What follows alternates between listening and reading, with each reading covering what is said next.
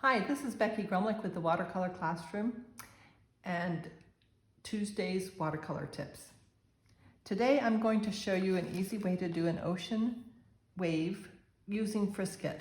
This will be for beginners, beginner level, although advanced often use Frisket as well, painting. I use these little dental things for my Frisket, and you can get them at any drugstore. This is the kind of Frisket kit I use, PBO drawing gum. And I've drawn a wave here. And I go sideways. If it's gummed up, you can pull some off. Go sideways for filling in big areas. I also have watered down my gum just a little bit. And then the splashes at the top of the wave. So I'm going to hold my finger back here and flick it and see how it makes a lovely splash. And I'm going to do one a little bit lower, and then I want this to meet up with that splash. Hooking it with my left hand, hooking it with my right finger, and making a splash. And you can make it hit the paper if you want it to go flatter. And there we have some nice splashes to the back. Now the next thing we're going to do is put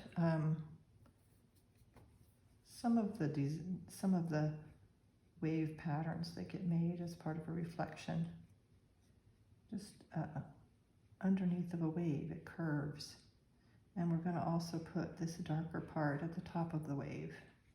I'm going to define this line just a little. If you wanted to, you could put some clouds in the sky as well, and some darker shades down here and up by this curve. Okay, so we're getting a watery look now.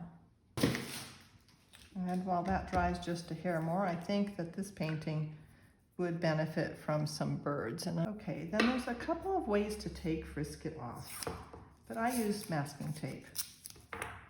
And it clings to the tape and it comes off. There's also certain kinds of rubber erasers that you can use pulling tape off. Some people just rub, but I have found that I often end up with paint on my fingers, and then sometimes I get paint in the area that I really want to stay white, the paper not being totally dry. Okay, and then we'll put a few pieces of the wave into here. Too dark. We want this to be light, and we want that edge to not be so sharp there. So I'm just going to go over it a little bit. See if I can get rid of that edge a little bit.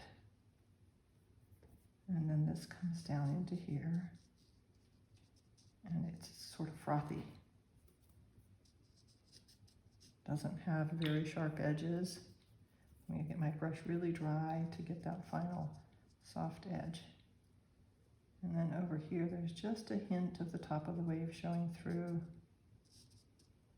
And get a little grayer behind here because it's behind, and that part is popping forward.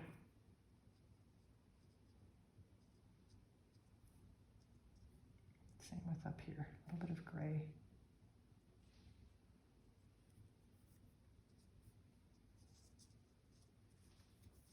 And there we have a wave.